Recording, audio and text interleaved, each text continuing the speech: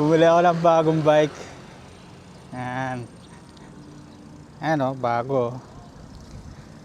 Pero luma na. 2.5.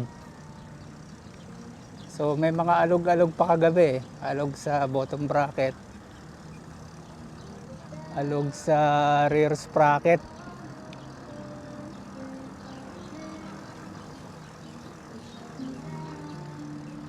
Pero okay naman na paayos ko na kanina yan. Yung mga main issue. Dun sa may sa Dexterville, pumunta pa ako ng Area C. Matino yung ayos dun eh. So ngayon ride ko na sa try ko pumunta sa Vermosa ngayon. Yun. Walang tao sa Vermosa, tanghaling tapat. Dito tayo. Dito muna tayo. Flex ko lang yung bagong bike ko na luma. So naka-helmet tayo ngayon. Bawal pumasok sa Vermosa nang walang helmet eh. Good boy tayo, hindi tayo gemboy. Bakal to eh. Ewan ko kung chromoly. Hindi ko pa sure, pero bakal siya. Kitang kita yung mga kalawang oh.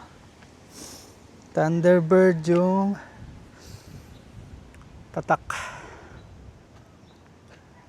So yan yung mga kalawang sa handlebars. Ito itong handle grip, grabe parang bakal na rin. Ito wala to. Thumb shifter, friction ba yan? Sa front derailleur to eh, pero wala naman tong front derailleur eh. So useless yan ngayon. Papalitan ko rin to. Tapos ito yung front wheel nya, 27.5 to na MTB. Merong lagayan ng disc brake. Siguro lang, nilagyan lang nila para mabuo. Ang sabi kasi sa tindahan, nabili lang nila to sa junk shop, tapos binuo lang nila. So chapso ito, parte-parte. Ito yung 26er na gulong na sa likod, rear wheel. Puro kalawang, wala pang ligo, kagaya ng may-ari. Ng bagong may-ari, walang ligo. Ito, wala na yung alog na ito ng hub, rear hub na ayos na kanina, pati itong sa bibi nya. Ito, okay na. Ang konting issue na lang nito is yung sa kadena, may isang link na matigas. Sobrang stuck. Matigas pa eh. Ayun, Shimano 200 GS pala yung RD na ito. Bala ko i-convert din to ng single speed eh. Kapag may pera na bibilihan na ng mga papapugiin na kahit pa paano. Pero ngayon okay pa naman eh. Basta umaandar, wala namang umaalog-alog, kumakalansing. Okay naman to para sa akin eh. Maganda naman yung tindig niya. Straight tube, classic. Tapos yung upuan niya punit na. Original niya pa yan. Okay pa naman. Nagagamit naman. Pero matigas pala to. Habang tumatagal na. Ang tigas. So yun lang yung flex ng bagong bike na luma.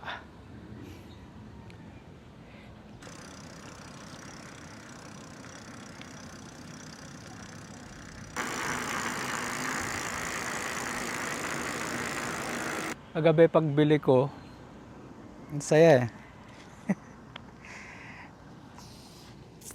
Nung inuwi ko siya, maalog-alog pa eh. Hindi ko alam kung nababaklas yung RD. Pero masaya eh. Alam mo yun, nabili mo yung gusto mong bike. Matagal ko na kasing gusto magkaroon ng classic na MTB. Ngayon lang ako nakakita ng medyo mura-mura. 2.5 pwede na. 3.5 kasi yung inaalok na kagabi, pero alam mo na yun, luma naman eh. So binigyan ko na lang ng 2.5 para at least kahit pa paano may kita naman sila sa hanap buhay nila. Yan, pagpunta ko kanina dito, masaya pa rin sa pakiramdam kahit malapit lang, no? Yung pagbabike. Kaya siguro ako kinakapitan ng sipon eh. Kasi kulang na ako sa pagbabike. Puro motor na lang, tapos jogging. Kulang pa yung pagja-jogging. Hindi pa rin sapat. Pero yan, hindi ko alam kung gaano katagal pa to bago maayos ng todo, mapapogian, mapapogi. Pero sa ngayon, mga short ride lang muna yung gagawin ko. Easy ride lang, hindi naman ako masyadong mabilis na ngayon magpatakbo.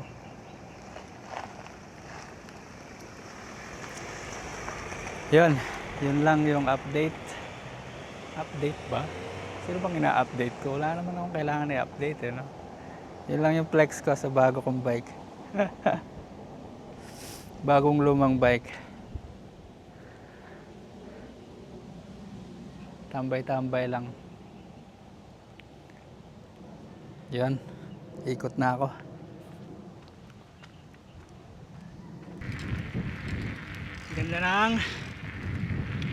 Ang ganda ng Vermosa. Kuha ako dito ng property, 3. Tayo sa saan ba to? Hindi ko alam kung anong tawag dito eh. Trails.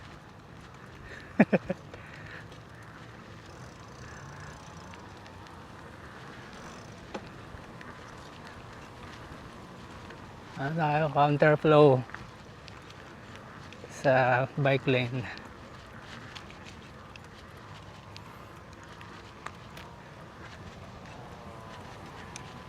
Baka may ganito ka pa. Playground, park, pathwalks. Ano ba? Anong tawag dito? Anong tawag dito sa lugar na to? Hindi alam. Ganun talaga pag hindi taga Vermosa, sa park. Yun na yun. Uy! Ganda, walang tao. Ako lang Alas 2. Mag-aalas 3.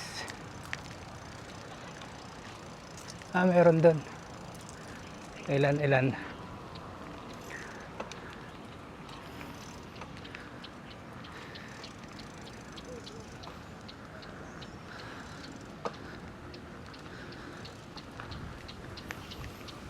Vermosa, ika'y hindi magwawalay. Vermosa.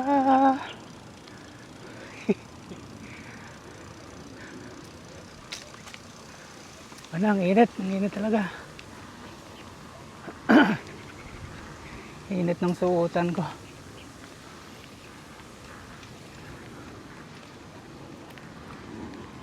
Yun. Okay na siguro to.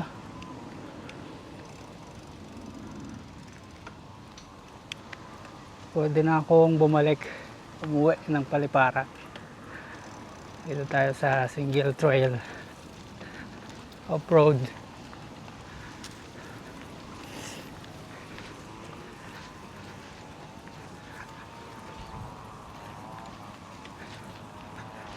Bye bye na.